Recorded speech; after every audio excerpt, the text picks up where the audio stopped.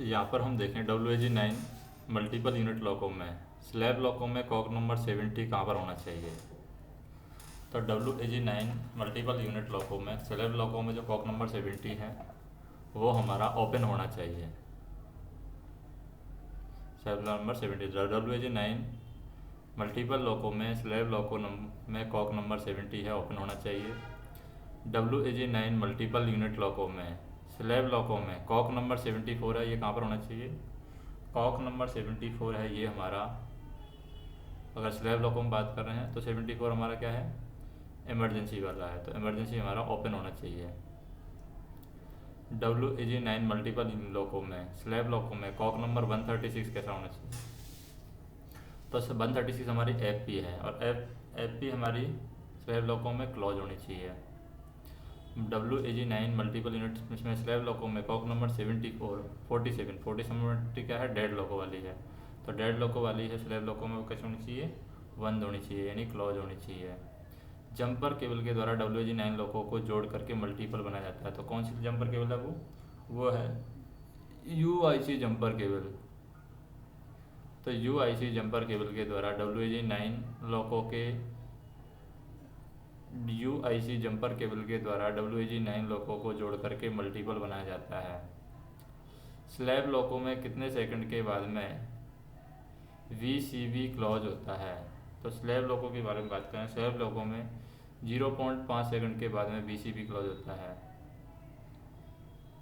0.5 second के बाद में। तो स्लैब लॉकों में 0.5 सेकंड के बाद में या 0.5 सेकंड के बाद ही VCB क्लोज होता है। नेक्स्ट हम देखें बचावात्मक योजनाओं के बारे में। बचावात्मक योजनाएं क्या हैं, जैसे कि दोनों स्मोक डिटेक्टर के द्वारा स्मोक सेंस करने पर कौन सा फॉल्ट मैसेज आएगा। तो दोनों स्मोक डिटेक्टर अगर स्मोक को डिटेक्ट कर लेते हैं तो प्रायोरिटी 1 का फॉल्ट आएगा। नेक्स्ट हम देखें कोई एक स्मोक डिटेक्टर के द्वारा स्मोक सेंस करने पर कौन सा फॉल्ट आएगा, उस टाइम पर आएगा P2 फॉल्ट आएगा, प्राइवेट P2 का फॉल्ट। मेमोटेल के सही कार्य नहीं करने पर कौन से सर्किट ब्रेकर को ट्रिप करना चाहिए। तो मेमोटेल के सही कार्य नहीं करने पर 127.92 सर्किट ब्रेकर को ट्रिप करना चाहिए, 127.92।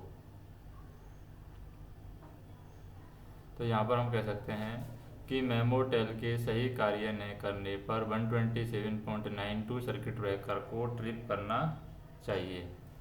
फिर है कैब में लगे अग्निशामक को नॉब खोलने पर कितने kg पर सेंटीमीटर स्क्वायर प्रेशर दिखाना चाहिए। तो कैब में लगा हुआ जो अग्निशामक यंत्र है उसकी नॉब को खोलने पर यहाँ पर कितना प्रेशर दिखाना चाहिए, 22.5 kg, 2.5 kg 22.5 kg पर सेंटीमीटर स्क्वायर प्रेशर नहीं होगा। कैब में लगे अग्निशामक की नॉब को खोलने पर, अग्निशामक की नॉब को खोलेंगे तो 22.5 kg पर सेंटीमीटर स्क्वायर प्रेशर दिखाना चाहिए। ट्रेन पार्ट होने पर कौन सा फॉल्ट मैसेज आता है, ट्रेन पार्ट होगी तो P1 प्रायोरिटी फॉल्ट का मैसेज आएगा, P1। नेक्स्ट हम देखें ACP होने पर A पैनल पर कौन सा लैंप जलता है। ACP होने पर LSAF A पैनल पर LSAF लैंप जलता है, LSAF। तो ACP होने पर A पैनल पर LSAF लैंप जलता है। अक्रियाशील कैब में A पैनल पर कितने मीटर कार्यशील रहता है, कौन सा मीटर कार्यशील रहता है अक्रियाशील कैब में A पैनल पर। तो अक्रियाशील कैब में A पैनल पर U मीटर कार्यशील रहता है, कौन सा मीटर, U मीटर है वो कार्यशील रहता है। तो अक्रियाशील कैब में A पैनल पर U मीटर कार्यशील रहता है। नेक्स्ट हम देखें 8वां पॉइंट है कि AFL टेस्टिंग के लिए इमरजेंसी बैक वाल्व से 1 मिनट तक, क्या है ये AFL टेस्टिंग। तो AFL टेस्टिंग के लिए इमरजेंसी ब्रेक वाल्व से 1 मिनट तक कितने kg पर सेंटीमीटर स्क्वायर BP ड्रॉप करना चाहिए। तो AFL टेस्टिंग के लिए इमरजेंसी ब्रेक वाल्व से 1 मिनट तक हमें यहाँ पर 0.6 kg पर सेंटीमीटर स्क्वायर BP ड्रॉप करना चाहिए, 0.6 kg पर सेंटीमीटर स्क्वायर BP हमें ड्रॉप करना चाहिए। किसी ट्रैक्शन मोटर का स्पीड सेंसर खराब होने पर कितने किलोमीटर प्रति घंटा से अधिक स्पीड नहीं बढ़ेगी। तो किसी ट्रैक्शन मोटर का अगर स्पीड सेंसर खराब हो गया है तो 1 किलोमीटर प्रति घंटा से अधिक स्पीड नहीं बढ़ेगी। डॉपलर रडार सिस्टम खराब होने पर कितने केजी प्रति घंटा से अधिक स्पीड नहीं बढ़ेगी। डॉपलर रडार सिस्टम खराब हो गया है तो डॉपलर रडार सिस्टम खराब होने पर 10 केजी पर सेंटीमीटर 10 किलोमीटर प्रति घंटे से अधिक स्पीड नहीं बढ़ेगी अगर डॉपलर रडार सिस्टम खराब हो गया है तो। OCR 78 ड्रॉप होने पर कौन सा फॉल्ट मैसेज आएगा। OCR 78 ड्रॉप होने पर प्रायोरिटी 1 का फॉल्ट मैसेज आएगा। OCR 78 ड्रॉप होने पर प्रायोरिटी 1 का फॉल्ट आएगा। 3 फेज लॉको में कितने परसेंट स्पीड होने पर BP ड्रॉप होगा। तो 3 फेज लॉको की बात करें, 3 फेज लॉको में कितना परसेंट स्पीड ड्रॉप होने पर BP ड्रॉप होगा, तो वो है 110%। स्पीड ड्रॉप होने पर BP ड्रॉप होगा। तो 10% भी कर सकते हैं कि 3 फेज लॉको में 110% स्पीड ड्रॉप होने 110% स्पीड यानी 10% ज़्यादा हो रही है स्पीड तो BP ड्रॉप होगा 3 फेज लॉको में। और नहीं 10% ओवर स्पीड होती ही BP ड्रॉप होना स्टार्ट हो जाएगा। यहाँ पर हम देखते हैं नॉरब्रेम्स लॉको। तो नॉरब्रेम्स लॉको में क्या होता है, तो नॉरब्रेम्स लॉको में मोड स्विच की पोजीशन वर्किंग कैब में जो होती है, मोड स्विच की पोजीशन वर्किंग कैब में लीड पर होती है तथा नॉन वर्किंग कैब में ट्रेल पर होती है, ट्रेल पर रखते हैं। तो नॉरब्रेम्स लॉको में मोड स्विच की पोजीशन वर्किंग कैब में लीड पर और नॉन वर्किंग कैब में ट्रेल पर रखते हैं। नॉरब्रेम लॉको में ब्रेक इलेक्ट्रॉनिक्स फेल होने पर किसके द्वारा सेक्शन क्लियर करना चाहिए। अगर नॉरब्रेम लॉको में ब्रेक इलेक्ट्रॉनिक्स फेल हो गया है तो पीटीडीसी के द्वारा सेक्शन क्लियर करना चाहिए। फिर हम देखें पीटीडीसी से कार्य करते समय SV2 पैनल में कौन सा सर्किट ब्रेकर ट्रिप करना चाहिए। तो पीटीडीसी से कार्य करते समय SV2 पैनल में 127.7 सर्किट ब्रेकर है उसको ट्रिप करना चाहिए। तो पीटीडीसी से कार्य करते समय SV2 पैनल में 127.7 सर्किट ब्रेकर ट्रिप करना चाहिए। नॉर ब्रेक सिस्टम युक्त लॉको में A9 की पोजीशन कितनी होती है। तो नॉर्थ ब्रेक सिस्टम युक्त लॉको में A9 की 5 पोजीशन होती हैं। कितनी पोजीशन होती हैं A9 की, यहाँ पर 5 पोजीशन होती हैं। फिर हम देखें नॉर ब्रेक सिस्टम युक्त लॉको में मोड स्विच की क्या पोजीशन होती है। मोड स्विच की यहाँ पर 4 पोजीशन होती हैं। वैंकर के रूप में कार्य करने पर मोड स्विच को कहाँ पर रखते हैं, HLPR पर रखते हैं। HLPR जब वैंकर के रूप में काम कर रहा हो तो मोड स्विच को HLPR पर रखते हैं। नॉर्थ ब्रेक सिस्टम युक्त लॉको अनलोडर बल्ब के कॉक नंबर कौन सी जगह पर लगे होते हैं। तो नॉर्थ ब्रेक सिस्टम युक्त लॉको अनलोडर बल्ब के कॉक नंबर कॉक के न्यूमेटिक पैनल की जगह पर लगे होते हैं। न्यूमेटिक पैनल तो हम कह सकते हैं नॉर्थ ब्रेक सिस्टम युक्त लॉको अनलोडर बल्ब के कॉक नंबर यानी कॉक न्यूमेटिक पैनल की जगह पर लगे होते हैं।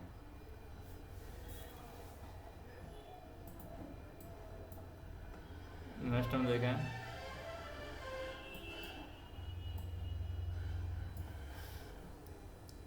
कि नॉरब्रेम्स लॉको में BP लीक टेस्ट करने पर मोड स्विच को कहाँ पर रखते हैं।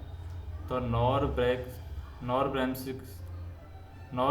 लॉको में BP लीक टेस्ट करने पर मोड स्विच को कहाँ पर रखते हैं। BP लीक टेस्ट करने पर मोड स्विच को टेस्ट पर रखते हैं। पीटीडीसी से कार्य करते समय गाड़ी की अधिकतम गति कितनी होनी चाहिए। पीटीडीसी से कार्य करे तो गाड़ी की अधिकतम गति 10 kmph होना चाहिए। नॉर्म्स ब्रेक सिस्टम युक्त लॉको में VCD को कितने सेकंड के बाद रीसेट करना चाहिए। तो VCD को यहाँ पर 32 सेकंड के बाद में रीसेट करना चाहिए। तो नॉर्म्स ब्रेक सिस्टम युक्त लॉको में VCD को 32 सेकंड के बाद में हमें रीसेट करना चाहिए।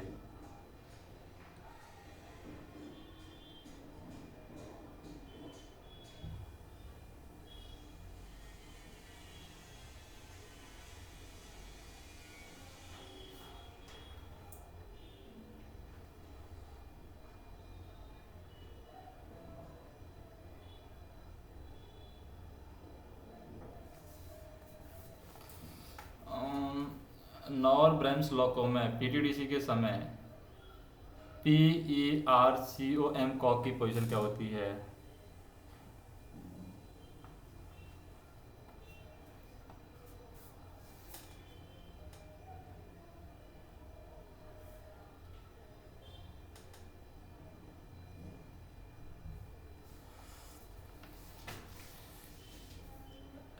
नॉर्स ब्रेम्स लॉको में पीटीडीसी के समय PERCOS कॉक की पोजीशन होती है। PCRCOS कॉक की पोजीशन होती है, वर्टिकल पोजीशन होती है, वर्टिकल पोजीशन। तो नॉर ब्रेम्से लोको में पीटीडीसी के समय PERCOS कॉक की वर्टिकल पोजीशन होती है। नॉर ब्रेम्से लोको में E3W71 का कॉक होता है, तो E3W71 का कॉक होता है सीफा। तो नॉर ब्रेम्स लोको में E3W71 का कॉक होता है सीफा।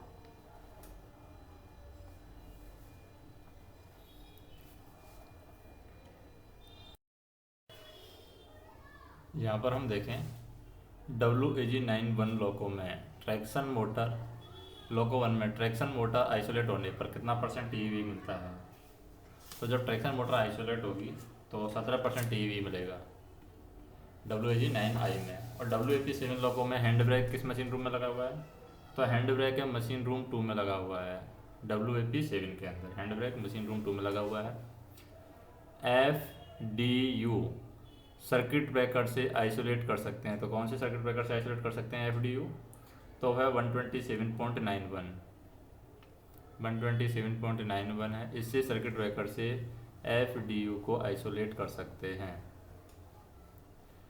WAG9I लोको में कोई एक ट्रैक्शन वाइंडिंग ओपन होने पर कितना % TE कम मिलता आता है? तो यह है हमारा 25% TE कम मिलता है।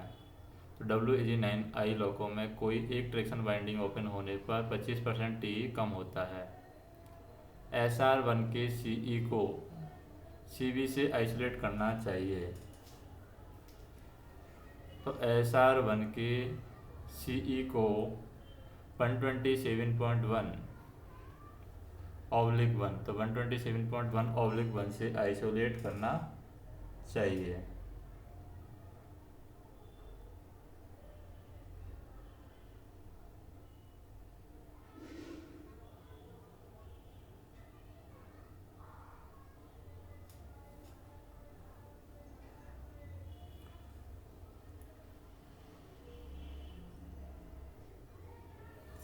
नेक्स्ट हम देखें